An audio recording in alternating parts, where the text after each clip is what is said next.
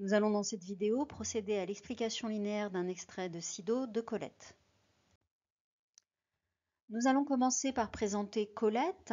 Colette est née en 1873 et morte en 1954. C'est l'une des autrices majeures du XXe siècle. En effet, elle a exploré dans ses œuvres diverses modalités du récit, le roman, le récit journalistique ou encore, comme ici avec Sido, le récit autobiographique. Elle écrit Sido en 1930 alors qu'elle est âgée de 57 ans. C'est un récit autobiographique avec 3 chapitres. Le premier chapitre est consacré à sa mère, le second à son père et le troisième à ses frères, tous trois étant décédés peu de temps auparavant. La figure de Sido, la mère, domine l'ensemble, tant l'influence sur le reste de la famille et notamment sur la petite Colette aura été importante. Notre passage se situe au milieu du chapitre et permet de comprendre la singulière personnalité de la mère. Notre problématique d'étude sera donc comment Colette rend-elle hommage à sa mère dans cet extrait. Nous allons procéder à une explication en 3 temps. Dans un premier temps, nous verrons comment Colette présente d'une manière générale Sido. Puis, dans un deuxième temps, nous verrons qu'elle célèbre en elle une femme exceptionnelle. Et enfin, nous verrons qu'il y a une petite histoire qui permet d'éclairer complètement le caractère de Sido à travers une histoire de cerise et de merle. Dans un premier temps, on voit que Colette présente sa mère dans une phrase qui résume en fait toute sa vie. Cette première phrase marque une forme de distance et de respect puisque on a en ouverture ce déterminant démonstratif 7 et le choix de ce verbe vivre au passé simple, cette française vécue, et ce passé simple introduit une sorte de vie légendaire, on a l'impression d'être dans un conte. Donc une vie légendaire que celle de Sido et sa fille montrent une forme de respect. Elle va résumer la vie de sa mère en mettant en valeur des traits spécifiques. Tout d'abord les 3 lieux, la France, la Belgique et Lyon, et on voit que Lyon est comme alors que c'est un département, est placé au même niveau que la France et la Belgique. Et ces 3 lieux, en fait, indiquent 3 moments différents de la vie de Sido. L'enfance, l'adolescence et le moment de la femme adulte. Et ces 3 lieux, ces 3 moments, désignent également 3 expériences de vie. Lyon indique le pays de cœur, le pays de l'enfance, mais aussi le pays où elle retourne, où elle choisit de revenir avec l'amour conjugal. Et la Belgique est au contraire le pays de la formation intellectuelle avec cette accumulation des peintres, des journalistes, des virtuoses de la musique. Et donc la Belgique, avec l'accumulation, montre qu'il y avait une vie culturelle dense à l'époque et cela sous-entend que Sido est une femme cultivée. Donc non seulement on a une richesse, une diversité dans la vie de Sido, mais on a aussi, d'une manière implicite, la force de caractère de Sido qui est montrée. Car le retour de Sido dans Lyon apparaît comme un choix lié à l'amour et sous-entend le renoncement de Sido à une vie urbaine et dense qu'elle sacrifie par amour, mais aussi par amour du pays natal. Et on a également la séparation avec une virgule de 2 fois, et cette mention nous permet de comprendre implicitement que Sido, contrairement aux femmes de son époque, est une femme qui a divorcé, et cela montre également la force de caractère de Sido. On sait évidemment que Sido a divorcé également parce qu'elle était victime de violences conjugales de son premier mari. Dans un deuxième temps, on va voir que Colette met en avant l'aspect exceptionnel de sa mère et à quel point elle cherche à lui rendre hommage. Dans un premier temps, on voit qu'il y a une interrogation directe, d'où de qui lui fut remis sa rurale sensibilité, son goût fin de la province, et on voit à travers cette interrogation qu'elle cherche des réponses, elle cherche d'où, elle cherche de qui. Il y a 2 mots en fait interrogatifs ici. Et comme elle le dit juste après, je ne saurais le dire, eh bien néanmoins tout ceci reste un mystère. Tout ce qu'elle sous-entend, c'est à travers le chiasme, sa rurale sensibilité, son goût fin de la province, ce chiasme en fait qui souligne d'une manière implicite que sans doute le côté exceptionnel de Sido vient de cet attachement à Lyon, cet attachement en fait à la nature.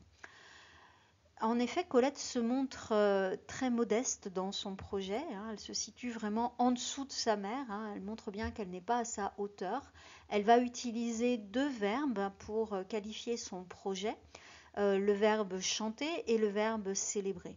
Il s'agit pour Colette de montrer avec notamment le verbe chanter qu'elle est dans un registre lyrique, un registre qui, puisque le mot chanter renvoie à la forme poétique, et ce registre lyrique montre que en réalité la personnalité de Sido elle est une sorte de mystère, hein, et qu'on ne peut que la chanter d'une manière poétique et que donc il faut rester modeste.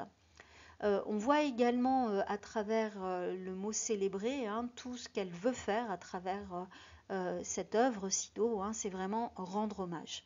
Alors on voit également que même si elle veut rendre hommage à sa mère, elle ne va pas pour autant montrer Sido uniquement sous un jour positif. Elle va aussi montrer les aspects un petit peu plus négatifs de Sido. En effet, elle va d'un côté montrer le charisme exceptionnel de Sido à travers la métaphore filée de la lumière. Hein, il y a tout d'abord la clarté originelle, il y a le mot lumière, il y a allumé. Donc le champ lexical ici de la lumière est donc la métaphore filée de la lumière qui oppose Sido aux autres personnes. Sido semble projeter une sorte d'aura sur les autres, donc il y a vraiment l'idée d'un charisme incroyable, d'autant plus qu'il y a les deux verbes refoulait et éteignait, de même qu'il y a l'adverbe souvent, qui montre bien en quelque sorte, hein, le pouvoir de Sido sur les autres. Et pour autant, on voit que Colette indique une citation de sa mère entre guillemets, le commun des mortels, qui montre en fait que Colette a bien conscience que sa mère était un petit peu dédaigneuse vis-à-vis des autres, puisque elle les désigne comme le commun des mortels et qu'elle montre que les autres, ils ont en fait des petites lumières, péniblement en plus. Donc l'adverbe péniblement montre bien le côté péjoratif, hein. Sido est au-dessus des autres et en quelque sorte elle le sait.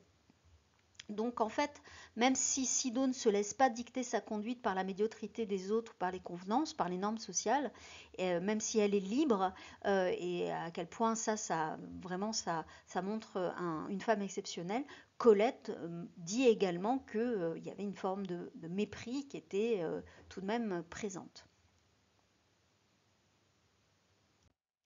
Après ce portrait général, Colette va nous donner une petite anecdote éclairante, un exemple qui va venir illustrer son propos.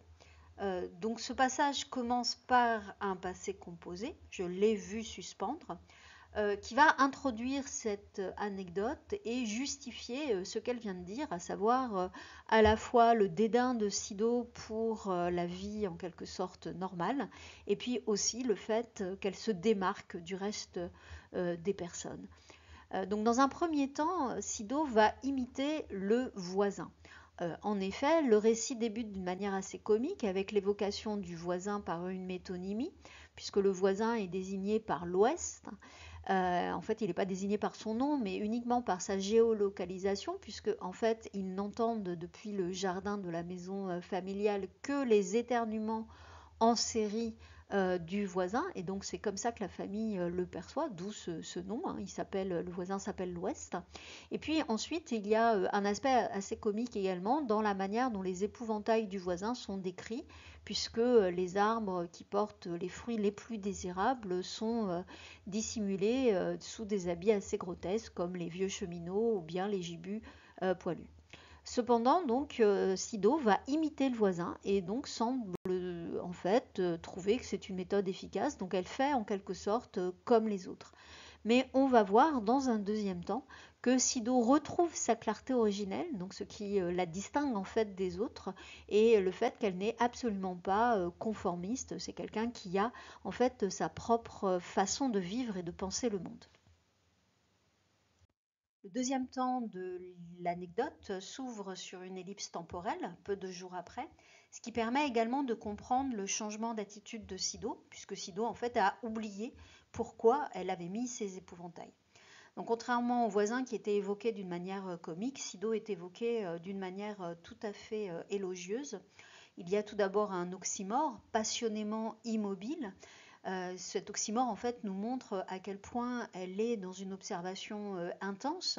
Elle est vraiment en train d'observer la nature d'une manière qui n'est pas habituelle et en fait Colette la montre comme une sorte de prêtresse d'une ancienne religion, puisque Sido a la tête à la rencontre du ciel, et même elle nous dit juste après que ce ciel, pour elle, c'est un ciel où il n'y a pas les religions humaines. Donc autrement dit, on voit que Sido est évoquée comme une sorte de prêtresse d'une ancienne religion qui va à la rencontre des éléments de la nature.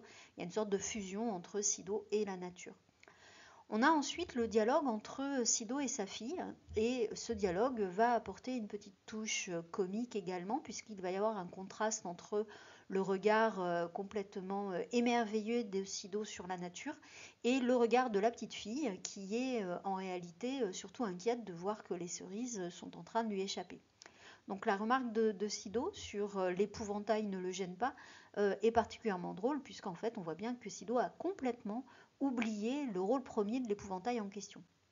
Donc ce dialogue, avec ses répliques courtes, dynamise le petit récit, dynamise cette anecdote, et nous montre d'une manière cocasse quelle est la vraie nature de Sido, qui n'obéit pas à la logique des autres, le commun des mortels comme elle le dit. On voit également à travers ce dialogue l'éducation du regard de Colette par sa mère, puisque Sido demande à sa fille de regarder, donc il y a le lexique du regard qui est présent à travers les verbes, regarde, tu vois, remarque bien. Et on voit aussi qu'il y a des impératifs. Elle lui demande vraiment, à travers ce lexique du regard, à travers ces impératifs et à travers les questions rhétoriques, de même qu'avec les exclamations, elle lui demande vraiment de regarder d'une manière différente le monde, de regarder la nature, de regarder ce merle, pour voir à quel point le monde est beau, à quel point cet oiseau est particulièrement habile, particulièrement intelligent. Il est habile parce qu'il sait se servir de sa patte. Comment il se sert de sa patte? Il est intelligent, il n'attrape que les plus mûrs. Et donc on voit que Colette essaye d'imiter sa mère dans ce regard et qu'elle va y arriver bien sûr. Donc il y a toute l'éducation de Sido qui passe par cette éducation au regard. Et on voit que Colette a compris la leçon de sa mère puisqu'elle insère une description poétique de l'oiseau avec le passage un merle noir oxydé de vert et de violet piquait les cerises, buvait le jus, déchiquetait la chair rosée. Cette phrase elle est tout à fait poétique puisqu'il y a d'abord des assonances en i et en o et des allitérations en v, donc il y a vert, violet et puis il y a le i d'oxydé et de violet. Il y a également le champ lexical des couleurs, le noir, le vert, le violet. Et puis il y a l'accumulation, piquait les cerises, buvait le jus, déchiquetait la chair rosée. Et donc cette accumulation ternaire permet de bien rendre compte de la vitesse d'exécution de l'oiseau et de même qu'on a une sorte de tableau qui surgit devant nous. On voit le merle d'une manière tout à fait directe dans cette évocation. Donc Colette a bien compris la leçon de sa mère et on voit lorsque Sido revient à la réalité, ma mère ramena sur la terre ses yeux couleur de pluie.